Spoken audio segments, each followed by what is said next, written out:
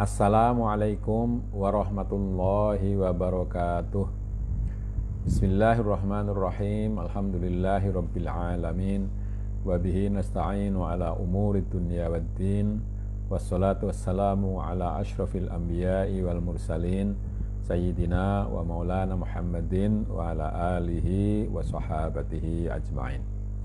Saudara, marilah kita baca surat Fatihah untuk Kiai Soleh Darat, penulis kitab yang kita kaji pada malam hari ini.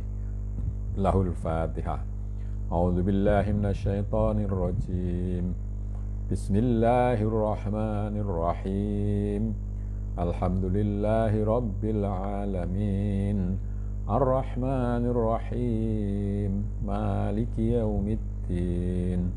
Iyyaka na'budu wa iyyaka nasta'in. Ihdinas siratal mustaqim.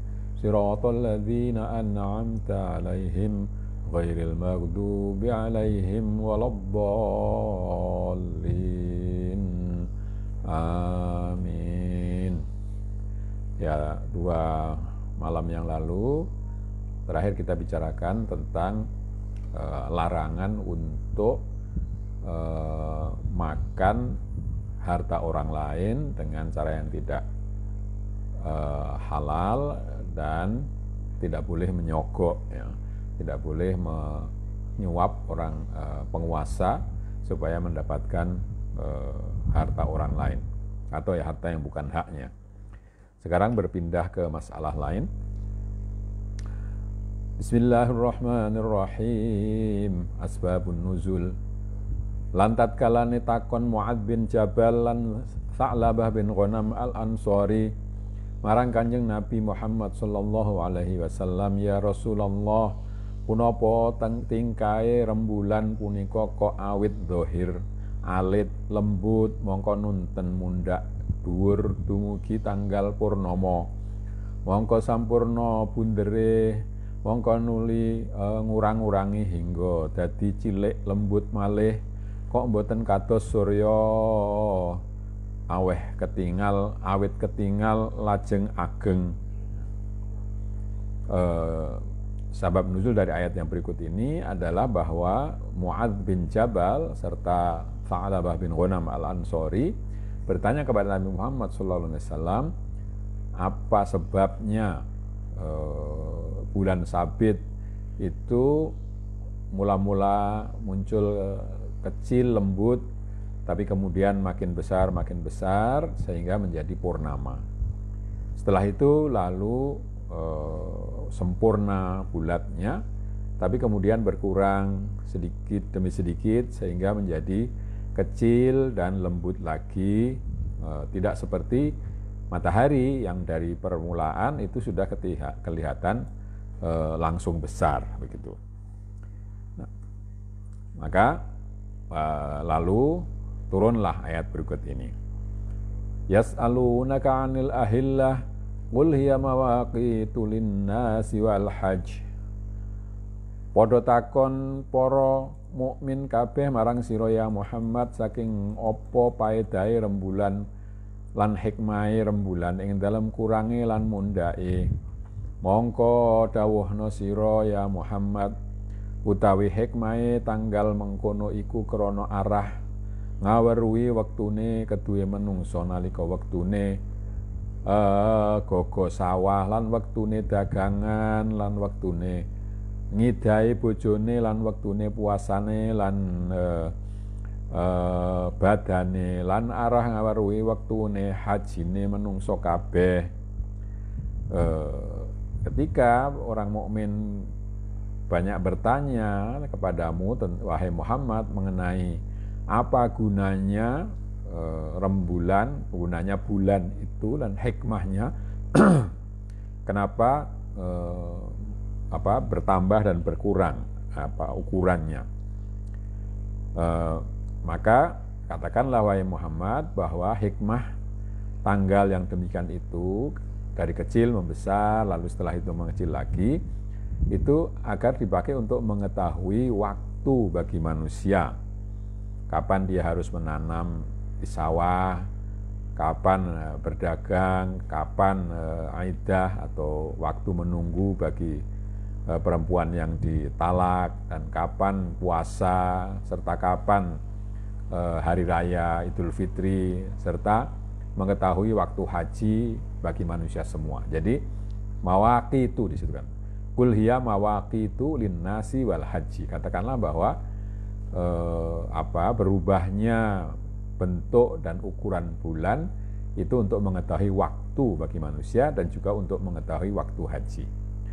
Artine dadi bisa ngaweruhi waktune manjinge haji.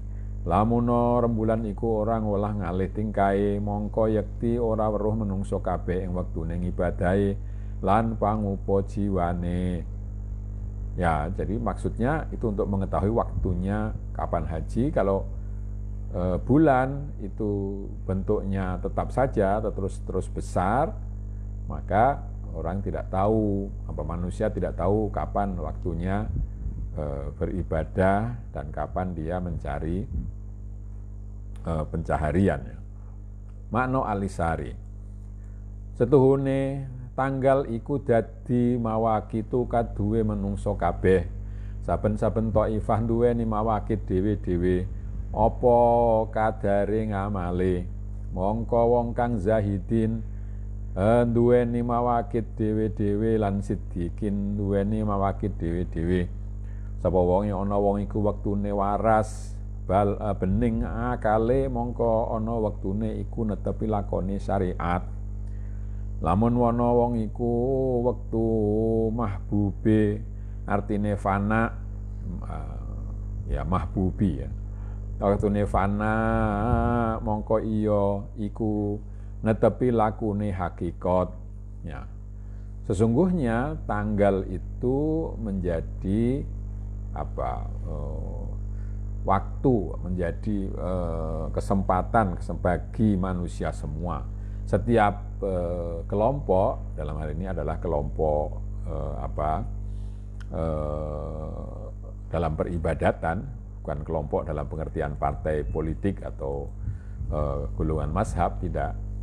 Kita mempunyai waktu yang khas untuk perbuatannya. Jadi orang zahid, orang-orang yang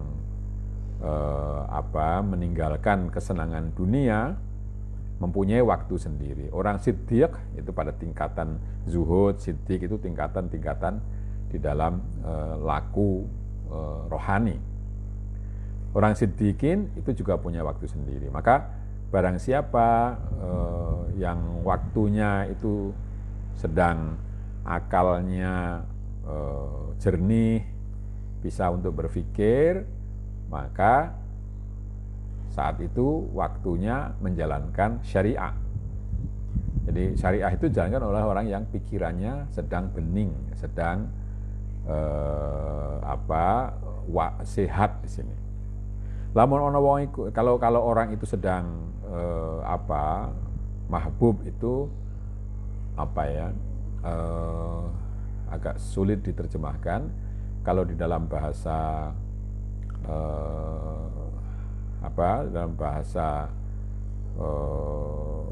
yang lugas, mungkin mahbub itu artinya yang sedang dikuasai oleh dikuasai oleh kecintaannya kepada Allah. Ya, mungkin orang bisa menyebutnya trans atau kehilangan kesadaran itu ya. Maksudnya ketika seorang itu sedang fana dalam istilah tasawuf, maka ada waktunya dia itu menjalani hakikat, bukan menjalani syariat. Syariat itu ketika orang keadaannya sadar ya. Ketika orang itu dikuasai oleh rasa cintanya kepada Allah, maka dia waktu itu menjalani waktunya untuk menjalani hakikat. Lamun mahbubine mongko ana wektune iku ketungkul marang sifate mahbube, mongko setuhune wong iku metu saking sifate dhewe manjing ing dalam sifate mahbube. Jadi pada saat dia dalam waktu dikuasai oleh sifat dari yang dicintainya, maka orang itu keluar dari sifatnya sendiri, masuk ke dalam sifat Allah yang dicintainya itu. Jadi katakanlah dia tidak bisa berpikir dengan dengan bening lagi, dengan jernih lagi, karena dirinya dikuasai oleh kecintaannya kepada Allah. Wallahu ghalibun ala amrihim. Itulah yang yang diisyaratkan di dalam firman Allah. Allah ghalibun ala amrihim. Allah mendominasi urusan mereka. Jadi orang-orang yang seperti ini tidak punya kesadaran sendiri. Wakila fil ma'nal isyari setuhune para mukminin padha matur marang sira saking tawaliul qalbiyah nalikane mencorong nurur roh ing atase ati. Mongko tuturo sira ya Muhammad iku tanggal dadi wektu keduwe manungsa, wektune wajibe muamalah fi sabilillah lan azimatus suluk lan tawaf baitul qalbi lan wukuf maqamal ma'rifah. Ada yang mengatakan bahwa makna isyari dari ayat tadi adalah bahwa orang-orang mukmin itu bertanya kepada Nabi mengenai tawaliul qalbiyah, terbitnya barang-barang yang hal-hal yang bersinar di dalam hati, yaitu ketika cahaya roh itu menyinari hati.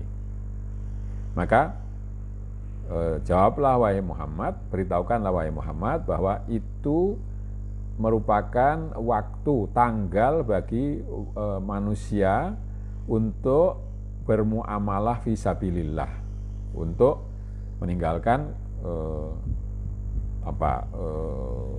hal-hal yang bersifat duniawiyah. Lalu di sini dia mesti menjalankan muamalah fisabilillah dan melaksanakan perjalanan rohani, tasawuf, tawafnya di Baitul Qalbi dan wukufnya di maqam ma'rifah. Jadi pertanyaan tentang ketika hati disinari oleh cahaya rohani, maka pada waktu itu itu kan tadi kan ahillah ya, cahaya rohani itu pun ya mungkin seperti hilal tadi. Hilal itu mulanya kecil tapi kemudian besar menjadi badar, menjadi bulan purnama. Demikian pula di dalam hati manusia mungkin muncul cahaya rohani yang mula-mula kecil lalu menjadi besar. Nah, itu menjadi tanda kapan orang mesti menjalankan laku rohani ya, ketika ada cahaya yang bersinar di dalam hatinya. Ini makna isyari menurut sebagian orang ya, bukan yang pertama, ini yang kedua. Lan ono kelakuane zaman jahiliyah, ini sudah ganti lain lagi ya. Lan ono kelakuane zaman jahiliyah lan zaman sadrul Islam tatkalane ono wong iku padha ngelakoni ihram haji mongko ora ana padha mlebu marang omahe. Mungkin ini niat mungkin ya. Ana wong iku padha niat ngelakoni ihram haji mongko ora ana padha mlebu marang omahe kelawan dalan ngarepe lawange omahe, balik mbutul temboke mburi omahe, utawa kelakuan mangkono iku den namani bir mungguh zaman jahiliyah. Lalu pindah ke masalah berikutnya. Dulu di zaman jahiliyah, sebelum di awal-awal Islam, jahiliyah dan zaman awal Islam, kalau orang berniat untuk ihram haji, maka kalau sudah mulai ihram begitu, dia seseorang tidak boleh masuk rumahnya lewat pintu depan, tapi menjebol tembok belakangnya dan dia masuknya dari belakang. Nah, masuk dari belakang itu pada masa itu disebut dengan bir ya, dengan kebajikan. Mongko tatkalane mengkono mongko tumurun iki ayat. Nah, menjawab persoalan itu turunlah ayat ini. walaisal birru bi an ta'tul buyuta min zuhuriha walakinnal birra man ittaqa wa'tul buyuta min abwabiha wattaqullaha la'allakum tuflihun.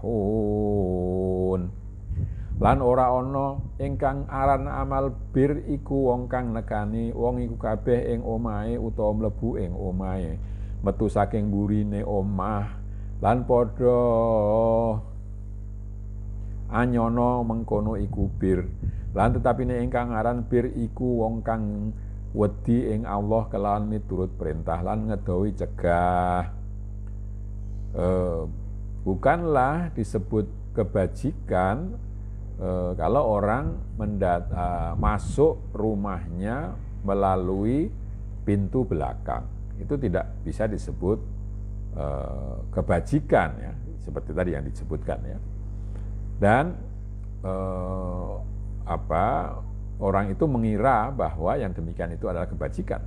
Tetapi yang disebut dengan kebajikan adalah orang yang takut kepada Allah, dengan takutnya itu diwujudkan dalam mengikuti perintah dan menjauhi larangan. Lan padha anekanono sira kabeh ing omahira saking lawange omah, aja metu mburine omah, padha uga ihram utawa ora ihram. Wedya sira kabeh ing Allah supaya ana sira kabeh padha bejo.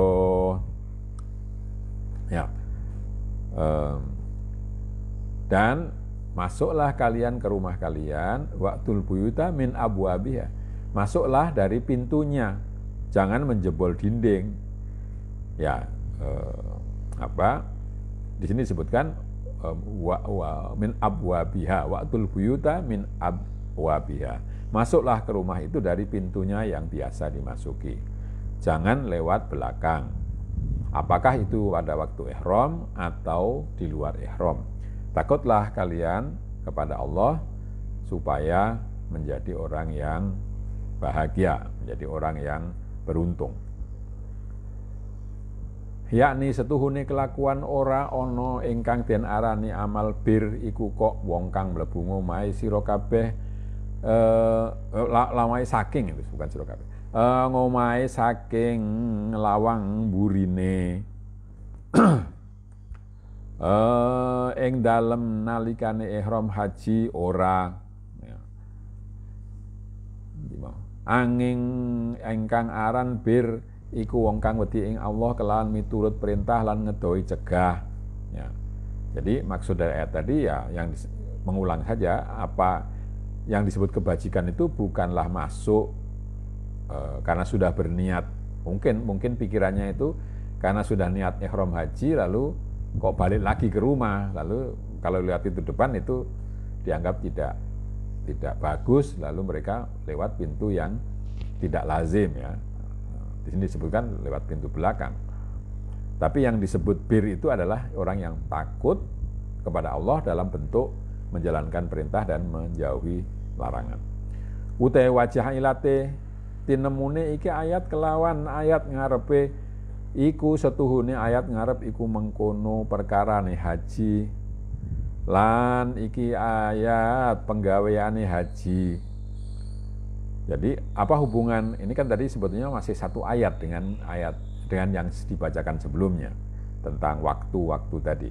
Pertanyaan tentang hilal, lalu di sini bukan kebajikan kalau orang itu masuk lewat pintu belakang.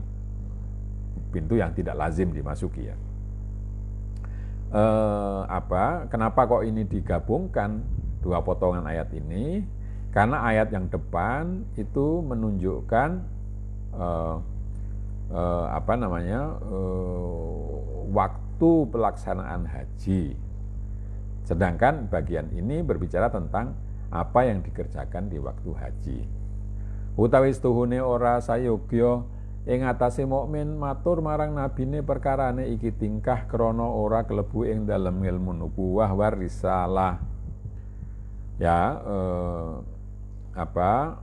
sesungguhnya masalah ini sebetulnya tidak patut ditanyakan kepada Nabi. Kenapa? Karena itu bukan urusan kenabian atau kerasulan ya. Bertanya tentang haji. Tentang apa? Tentang hilal ya, tentang bulan.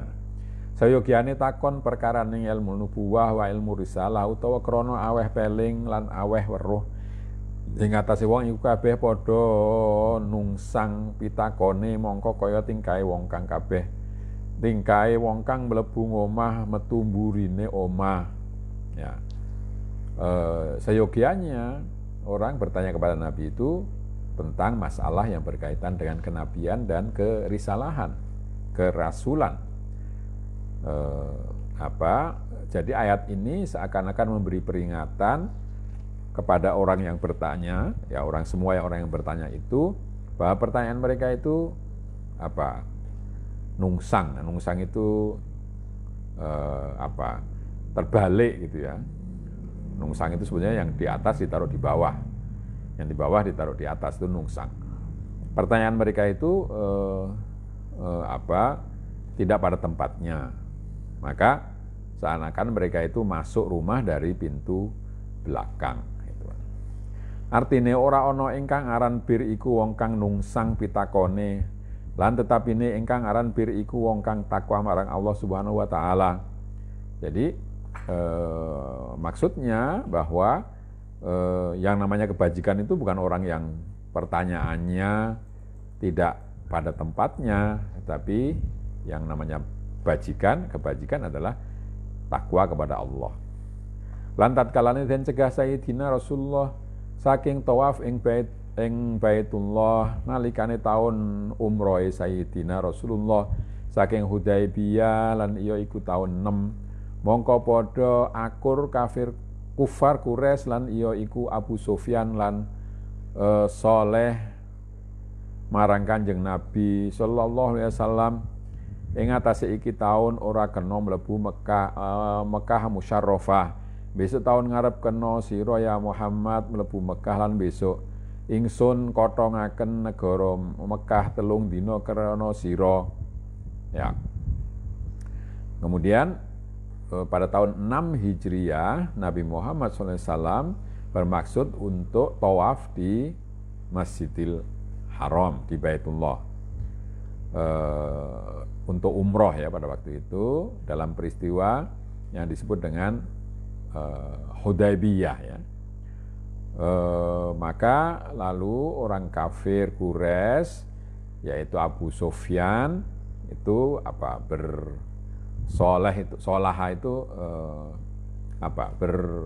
membuat perjanjian gitu ya, membuat perjanjian fakta dengan Nabi Muhammad SAW bahwa tahun itu Nabi Muhammad tidak boleh masuk ke Makkah. Ya. Besok tahun depannya Nabi Muhammad dan para sahabatnya boleh masuk Mekah dan Mekah akan dikosongkan ketika Nabi di sana selama 3 hari, dikosongkan dari orang-orang Mekah selama 3 hari. Ya. Itu perjanjian Hudaibiyah tahun 6 Hijriah.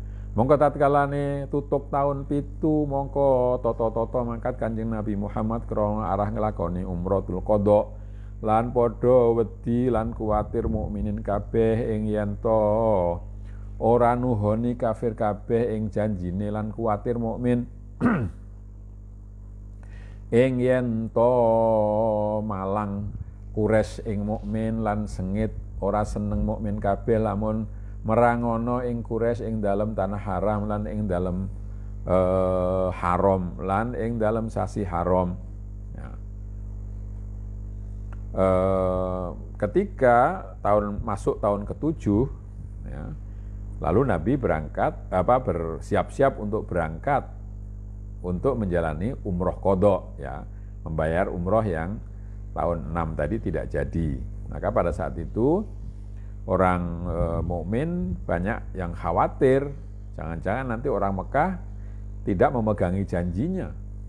Nah, kalau tidak memegangi janjinya kan lalu terjadi sengketa, bisa jadi perang. Nah, orang mukmin itu yang dari Madinah tidak suka kalau harus berperang di tanah haram, di dalam masjid haram, dan di bulan haram. Jadi melanggar tiga pantangan itu kan, tidak perang di tanah haram, apalagi di dalam masjid haram dan di bulan haram.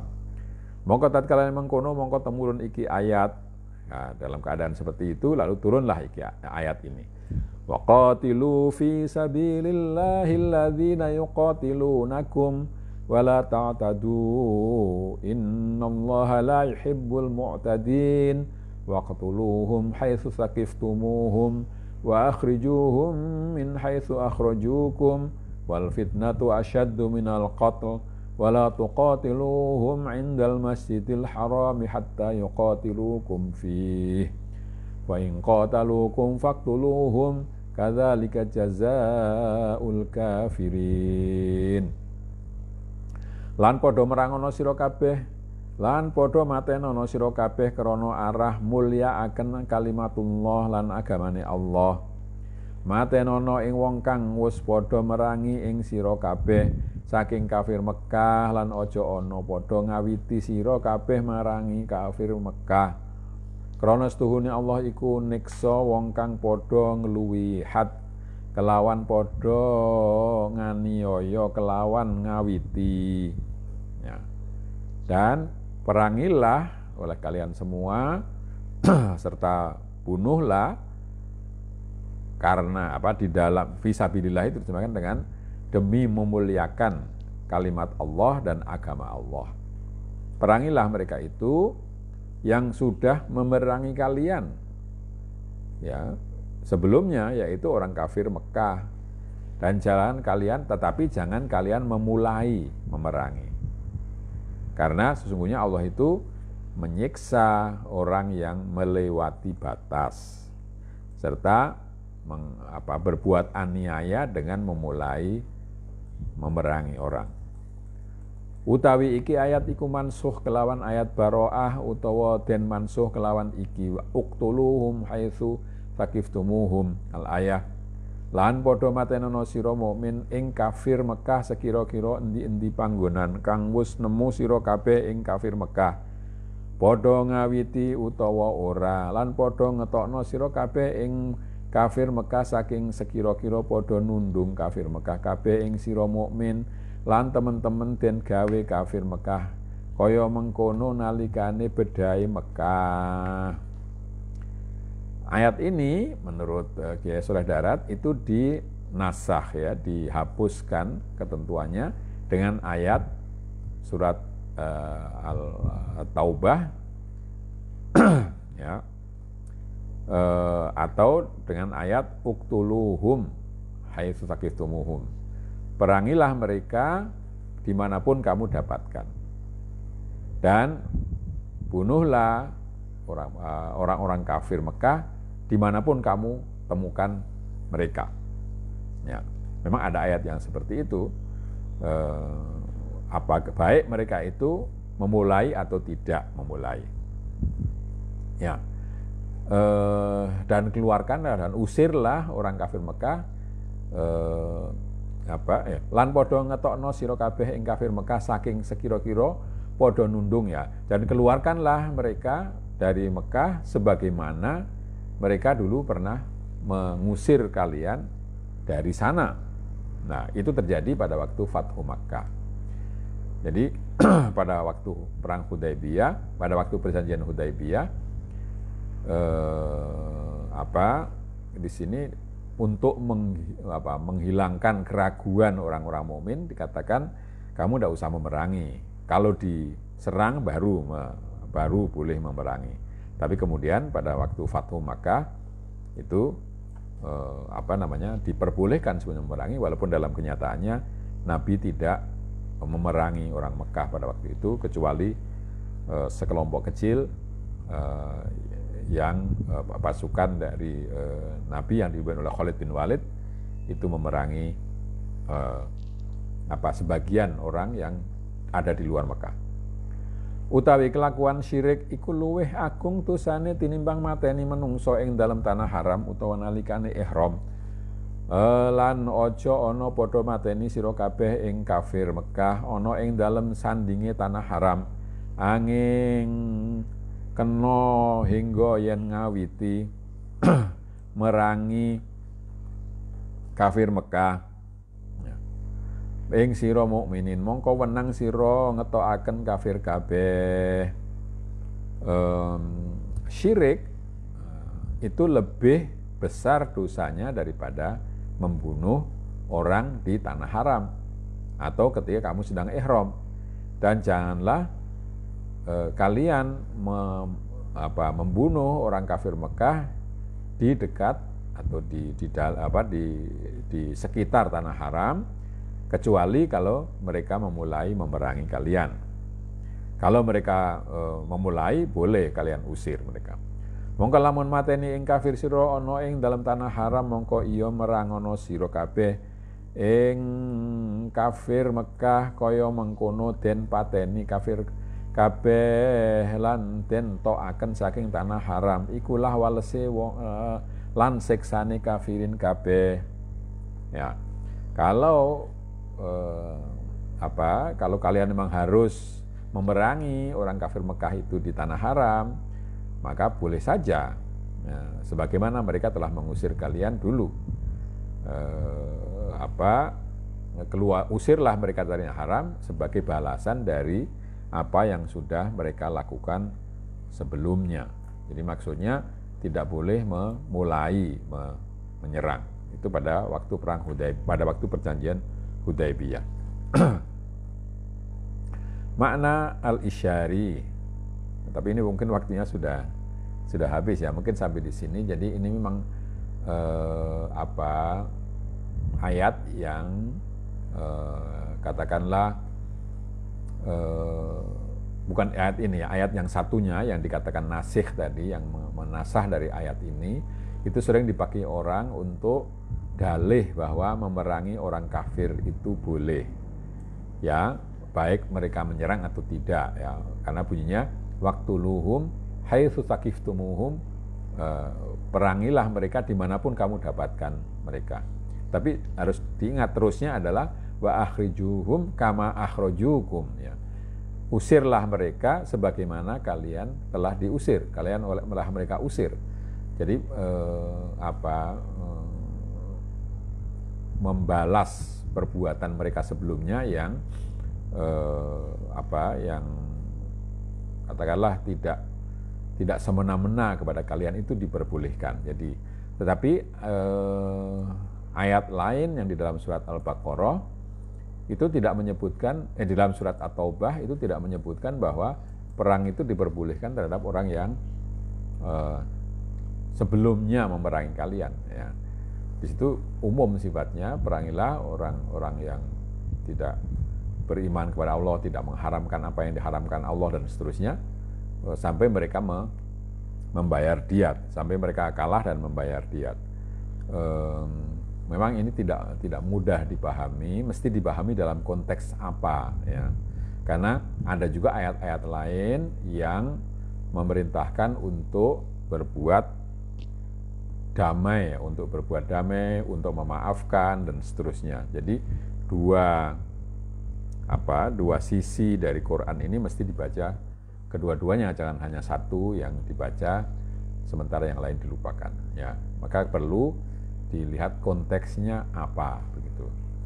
Prinsipnya bahwa orang Islam tidak boleh berbuat kerusakan di muka bumi, tidak boleh memerangi orang yang berbeda agama. Yang boleh diperangi itu orang yang membahayakan kehidupan orang Islam atau kehidupan pada umumnya. Dalam bahasa lain, yang berbuat fasad, ya, bukan karena orangnya tapi mencegah kerusakannya itu.